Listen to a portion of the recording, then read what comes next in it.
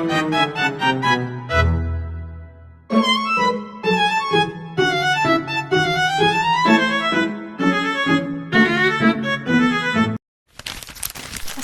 warahmatullahi wabarakatuh. Halo semuanya, perkenalkan nama saya Vira Meliananda dari program studi Pendidikan Administrasi Perkantoran Fakultas Ekonomi dan Bisnis Universitas Negeri Jakarta.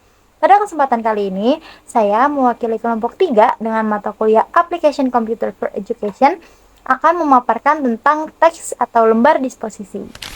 Jadi, lembar disposisi ini adalah sebuah dokumen penting dalam kegiatan administrasi surat menyurat di sebuah instansi atau perusahaan yang berfungsi untuk mencatat arahan, instruksi, serta tindak lanjut dari pimpinan untuk surat yang masuk. Nah, selain fungsinya untuk mencatat arahan, instruksi, dan juga tindak lanjut, lembar disposisi ini juga berguna untuk menjaga keteraturan surat dan juga meminimalisir adanya kesalahan dalam penanganan surat masuk. Setelah tadi teman saya menjelaskan pengertian dan fungsi lembar disposisi, sekarang kita langsung masuk ke bagian praktiknya, yaitu cara membuat lembar disposisi dengan menggunakan Microsoft Excel. Ikuti langkah-langkahnya ya. Pertama, buka aplikasi Microsoft Excel lalu buat lembar kerja baru.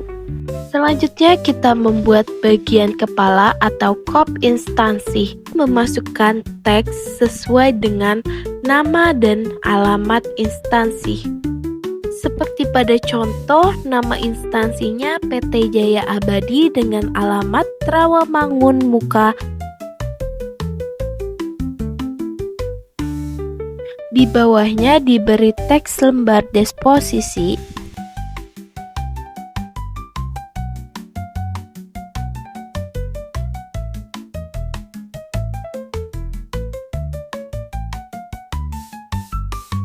Pilih beberapa sel, lalu kita pergi ke tab Home, kemudian kita klik Merge and Center. Untuk font dan ukuran bisa disesuaikan, kemudian tambahkan bold pada nama dan alamat instansi, dan tambahkan underline pada teks lembar disposisi.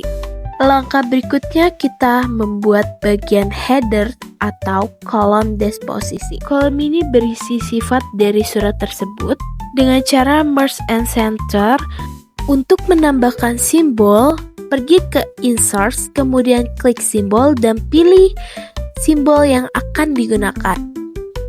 Sebagai contoh, kami menggunakan simbol kotak. Pada kolom A6B6 berisi simbol kotak dan juga teks biasa. Kolom berikutnya yaitu sel C6D6 berisi simbol kotak dan juga teks rutin.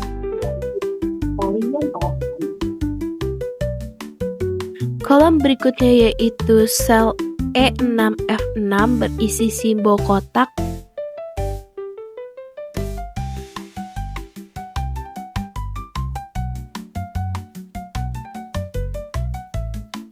dan teks penting.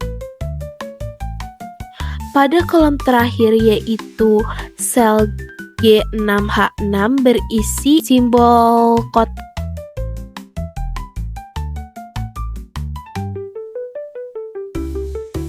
dan juga teks rahasia. Langkah berikutnya yaitu menyusun bagian isian disposisi. Pada kolom A7 sampai E7 menggunakan fitur Merge and Sort. Masukkan teks no agenda (2) spasi titik-titik sampai ujung.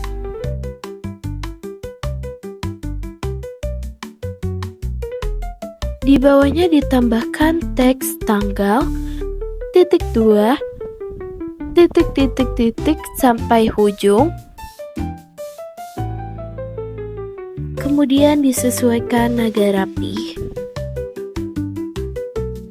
Kemudian pada bagian kanan masukkan teks tanggal penyelesaian (2) titik sampai ujung. Klik beberapa sel tersebut, kemudian klik Merge and Cell. Lakukan hal yang sama pada bawahnya, kemudian di titik-titik-titik sampai ujung. Lanjut pada kolom di bawah tanggal, diklik, kemudian klik home, klik merge and cell, masukkan teks perihal (2) titik-titik-titik sampai ujung dan disesuaikan agar rapih. Kemudian kolom di bawahnya dimasukkan teks tanggal surat (2), kemudian titik-titik-titik sampai ujung. Disesuaikan agar rapih. Untuk langkah-langkah berikutnya akan disampaikan oleh teman saya. Ketik tulisan asal surat pada kolom, kemudian beri tanda titik 2, lalu tambahkan garis titik-titik sebagai tempat untuk menuliskan asal surat. Lalu pada kolom bawah ketik tulisan instruksi atau informasi, lalu tambahkan tanda titik 2. Setelahnya gunakan fitur merge and center, lalu pilih opsi penataan posisi teks ke bagian kiri.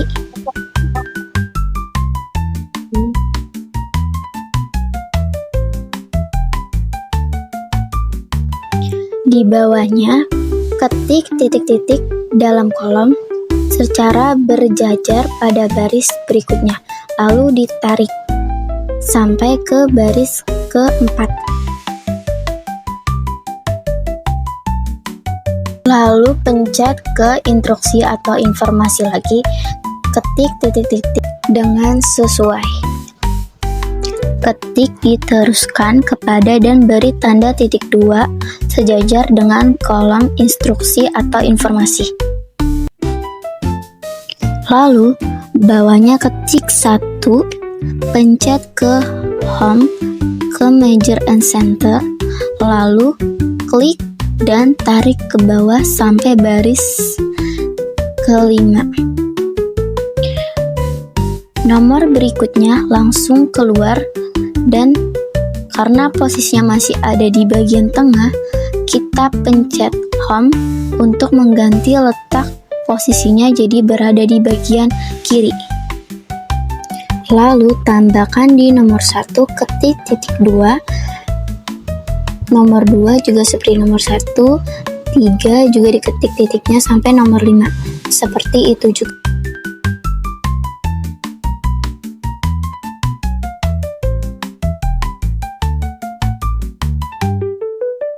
Lalu ketik catatan di kolom bawah dan diberi tanda titik 2.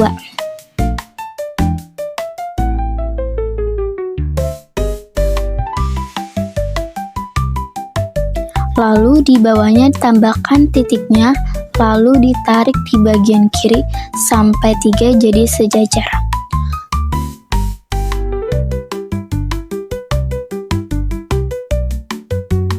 Lalu pencet bagian yang catatan. Di blok pencet home, pencet ke bagian measure and center. Lalu blok bagian tulisan tanggal penyelesaian sampai bawah, pencet home. Nah, ke bagian yang borders, ke blok yang bagian tulisan diteruskan kepada, lalu pencet home ke measure and center. Lalu tulisan catatan pindahin ke posisi kiri. Blok bagian yang tulisan rutin sampai bawah, lalu pencet borders, pilih yang line style, pilih yang bagian akhir. Lalu pencet lagi ke borders, lalu pencet yang tick outside borders. Lalu blok bagian yang tanggal penyesuaian sampai tulisan tanggal Pencet borders lagi, sekarang ke bagian yang tanggal surat sampai asal surat.